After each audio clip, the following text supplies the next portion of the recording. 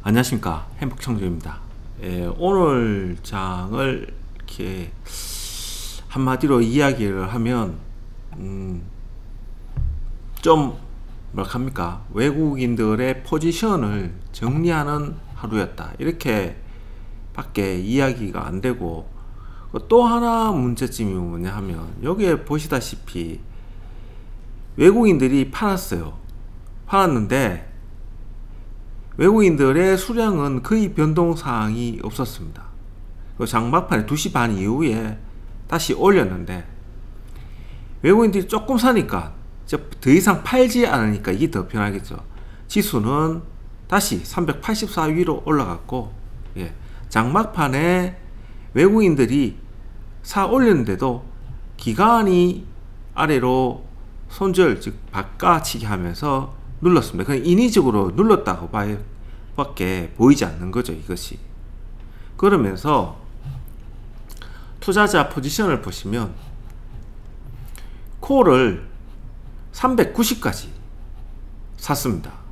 그리고 풋은 377까지만 샀고, 그러면 기본적으로 오늘 고가가 386.25인데 결국 387, 377 이렇게 움직인 것밖에 안 되고, 중간값 382에 위아래 5포인트 이렇게 잡은 겁니다. 그러면 이러한 움직임에 대해서 과연 어떠한 기준으로 우리가 장을 봐야 되는가, 이렇게 밖에 설정할 수 없죠, 당장. 왜냐하면 이렇게 선물로 시초가에 땡기고 옆으로 횡보하면서 이렇게 올려도 옆으로 횡보하듯이 조금씩 올리면 일반적인 그 선물 매수를 하거나 매도하거나 이게 단타를 하시는 분들 입장에서는 굉장히 괴로운 겁니다. 보통 여기서 잡아서 위로 올렸다면 여기서 다 청산하고 나는데 더 땡겨 올려버린 거예요. 그래서 내가 하고 싶은 얘기는, 옵션도, 특히 옵션은 시간 가치의 빠짐에 대해서 이해가 안 되면 매매하기 어렵고, 선물도 참 매매하기 힘든 그런 구조입니다. 또한 이게 옵션 가격을 보시면, 여기 중간에 놓고 이렇게 보면 행사가 380 기준으로 어제까지만 해도 이 16,382가 콜 380, 콜 382가 이 미결제가 16,000개였어요. 그런데 오늘 줄어들었다는 거지.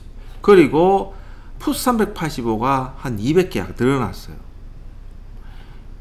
그러면 일단 시장은 하방의 안정성은 지금 확보가 된 상황이잖아요. 단지 하나 이제 위험되는 건 엔켈인데, 시장이 그렇게 약하지는 않아요. 왜냐하면 투자자 포지션에서 콜을 이렇게 매집하고 있다는 것은 시간이 좀 며칠 그러더라도 상방 위에서 놀겠다는 거죠. 즉 이게 쉽게 얘기해서 누적으로 옵션을 이렇게 차트를 보면 382.5 위에서 여기서, 그리고 392.5 이 위에서 놀겠다는 겁니다. 그러니까 이렇게 보면 요 위에서 놀겠다 이 말인 겁니다. 그럼 이렇게 여기서 하락하면 어떻게 됩니까?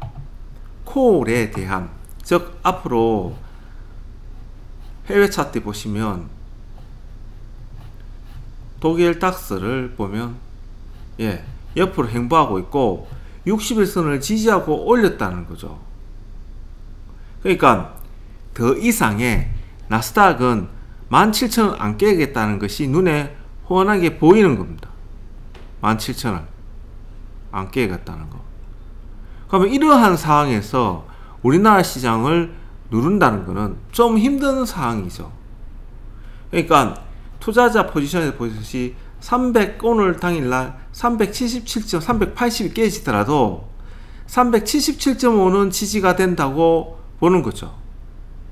이렇게 누르면서 만일에 콜 매수 계속 나오고, 풋 외가 쪽에 지금 누적을 이렇게 보면 외가 쪽에 지금 370에도 매도 금액이 쌓였고 362에도 매도 금액이 쌓였지 않습니까? 그리고 375에도 이렇게 지금, 그러니까 이 작업을 누르면서 풋 외가 쪽에 지금 매수되어 있는 걸 털어내는 작업을 지금 계속하고 있다는 거죠. 이러한 관점에서 보면 앞으로 내일 금요일 한 3거래일 가면 뭐 월요일까지는 최소 이틀 정도는 더 누르지 않겠나, 이렇게 시나리오를 세울 수 있는 거 아닙니까? 그렇지 않아요? 그러면서 387점, 그러니까 여기 387.5를 뚫고 위로 올라가지 않으면 이 장은 계속 눌린다고 봐야 되죠. 만일에 포지션이 이게 지금 콜 매도가 엄청나게 줄어들었지 않습니까? 선물은 그대로 유지하고 있고 수량은 그렇잖아요. 장중에 변동수만 있을 뿐이지, 만약 이렇게 되다가 반대로 쌓아 올릴 뿐이면 390까지는 충분히 갈 수 있는 그런 지금 외국인들의 포지션을 구축하고 있지 않나, 조심스럽게 이렇게 얘기를 하고 싶습니다. 그러니까 여기서 결론은 선물 380, 377.5 이 지점만 딱 버티면 돼. 안 무너지고 버티면 만기 가면 갈수록 392 쪽으로 갈 확률이 높다라고 보는 것이 좀 더 타당하다는 거죠. 근데 조건이 뭡니까? 만일에 내일장이 반대로 선물 매도가 계속 쌓이고 다시 콜 매도가 쌓인다면 하방을 좀 더 늘어나야 되는, 즉 미국 시장하고 상관없이 엔캐리가의 청산 작업이 빨리 진행되어 있구나 라고 하는 것이 좀 더 높다는 거죠. 그러니까 내일하고 모레하고, 그러니까 금요일 월요일 장을 잘 보면 그 방향성을 조금 이해하는데 편하지 않나, 이렇게 생각을 합니다. 그러면 양쪽에 콜도 빠지고 풋도 다 빠지는 그런 장이 됩니다.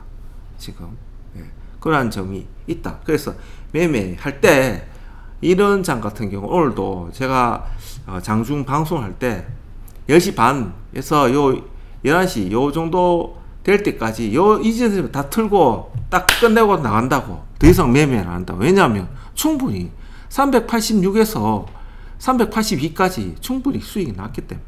그럼 대략적으로 3, 4포인트 아닙니까? 그럼 선물 매도 때 있으면 충분히 수익 나는 거고, 옵션을 해도 2배는 날 수 있는 거기 때문에 충분히 먹고 오늘 하루 청산해도 기분 좋게 내일장을 대비할 수 있습니다. 그런데 여기서 만약 콜을 잡아 올라갔다 하면 선물상에도 상당한 스트레스가 됐다는 거죠.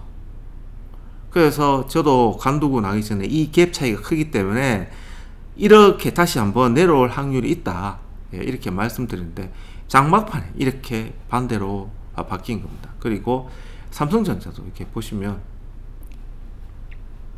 장막판에 삼성전자가 옆으로 계속 조금 흘러내렸잖아요. 이거는 누가 어떻게 했는지는 모르겠지만 외국인들은 거의 뭐 샀다 팔았다 없이 그냥 하는, 결국 기간이 눌렀다는 것밖에 안 되는 거예요. 그래서 이러한 걸 보면 투자자 포지션에서 외국인들이 즉 누적을 보면 기관들이 오늘 보시면 기관은 콜 매도가 상당했습니다. 그리고 풋 외가 쪽의 매도도 크고, 그러니까 양매도장에서 외가 쪽을 털어내는 작업이 한창 진행된다, 외국인이나 기관이나. 그러니까 또 이런 결론이면 확률적으로 금요일 월요일 날도 눌리는 장이 될 확률이 높다고 보는 거죠. 이러한 관점에서 보고 장을 천천히 따라가는 것이 맞고, 이렇게 장이 한편 오전에 변동성이 나오고 오후에 나오면 웬만하면 뭐 선물 같은 경우 단타는 허용이 되지만 옵션은 좀 멀리서 보는 게 낫다.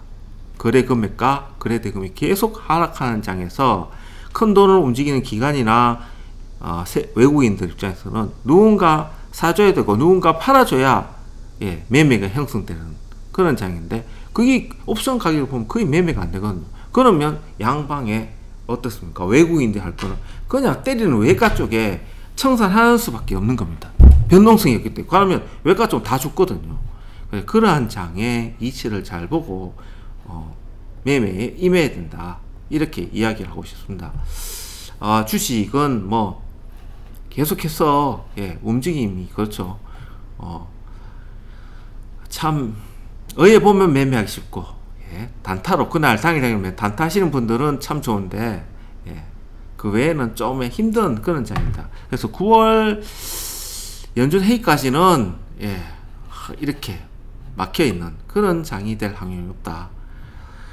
오늘 하루도 수고하셨고요. 아침에 방송을 합니다. 한 12시 반까지.